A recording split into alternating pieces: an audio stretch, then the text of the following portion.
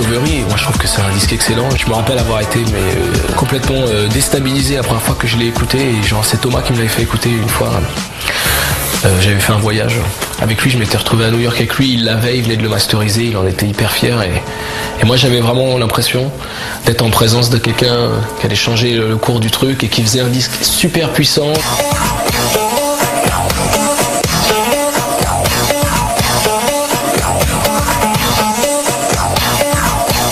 Nos composants électroniques ont été fabriqués au début des années 80.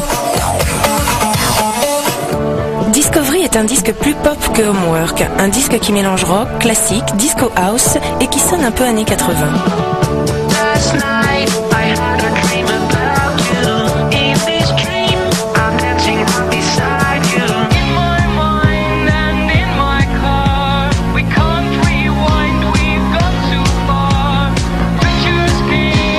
Les Daft ont relancé la mode du vocodeur, cet appareil à robotiser les voix.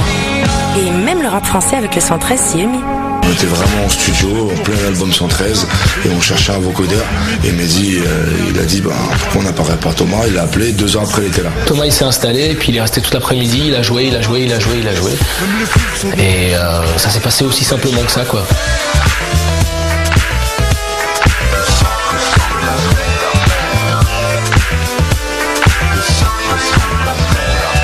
C'est vraiment un morceau spontané et je pense que c'est pour ça que le morceau est réussi, c'est que ça s'est fait vraiment dans une bonne ambiance et puis voilà, les mecs, il a beau avoir vendu des disques partout dans le monde, voilà, il était tranquille, en jean, déboulé, au milieu de tout le monde, il y avait les mecs du quartier, ils étaient là, voilà, il était pas gêné.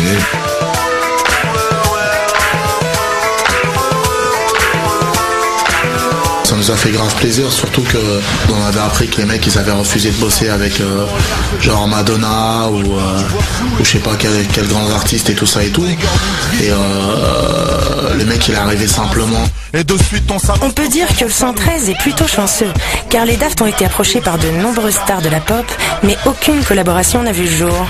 Même Britney Spears a tenu à rencontrer en personne les Daft Punk.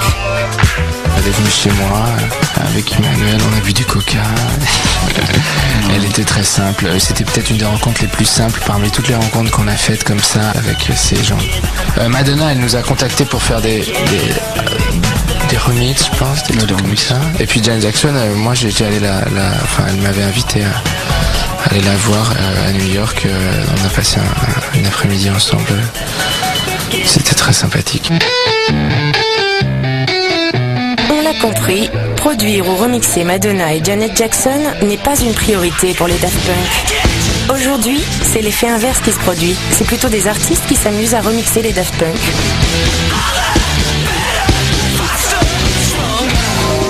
Certains de leurs tubes sont devenus des classiques. Grand fan de Daft Punk, Gonzalez, l'ex-crooner rappeur canadien, a enregistré sa propre version du morceau Too Long. Too Long, c'est venu parce que je t'ai demandé un remix. Et comme je suis pas très confiant dans la musique électronique, surtout devant les gens comme les Daft Punk, j'ai décidé d'essayer de trouver quelque chose où j'étais plus expert là-dedans. Et comme je connais bien l'harmonie, j'ai pensé à harmoniser le morceau. Alors l'original c'est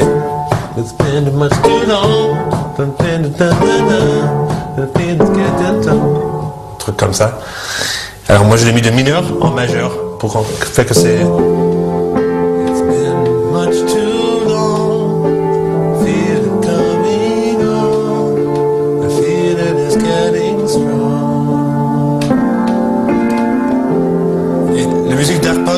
même si c'est électronique et très minimaliste, j'ai l'impression qu'on peut toujours trouver des harmonies très traditionnelles.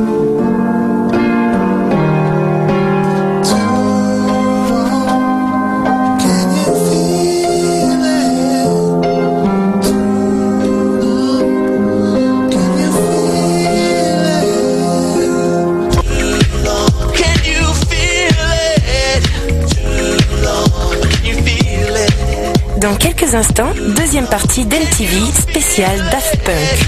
On se penchera sur l'univers des Daft Punk, le Daft World.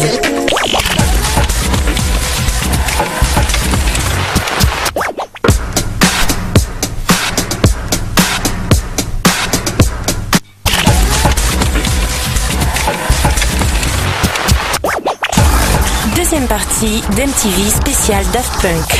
Pochettes d'albums, clips, films, DVD, remix, projets underground sur leurs labels respectifs, Thomas Bangalter et Guy Manuel des Homem Christo ont créé tout un univers autour de la musique de Daft Punk. Dans ce monde parallèle, ils s'amusent à brouiller les pistes avec leur image.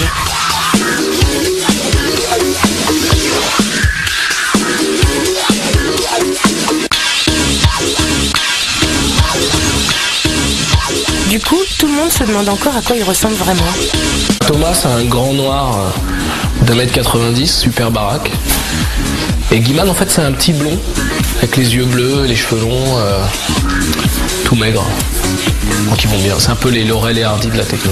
C'est deux Mexicains, petits avec des grands ponchos et des... Ouais, exactement. Ouais, il est asiatique. Les yeux tirés verts. Et Guiman, il est métis. Très costaud comme ça. Avec un point sur le milieu. Et des chapeaux à fleurs. Toujours avec des ukulélés en fait. Il y en a un que j'ai vu avec un chapeau à banane. Ouais, ils ont des capuches aussi, je crois. Ouais.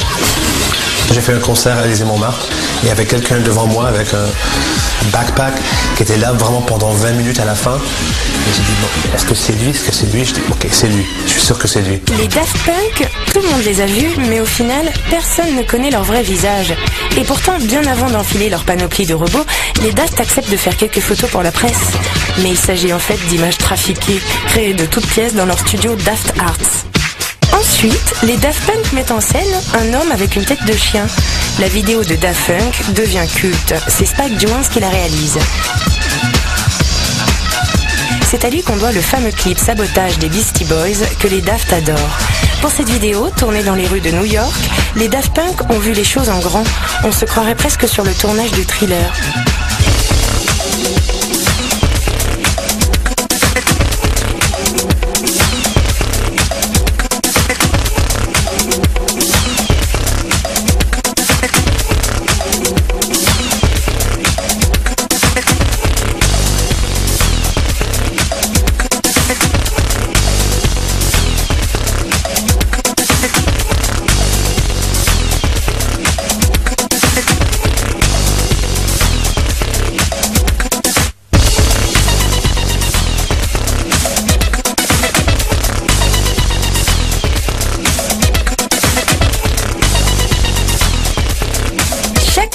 Est construit comme un mini-film destiné à être diffusé partout dans le monde.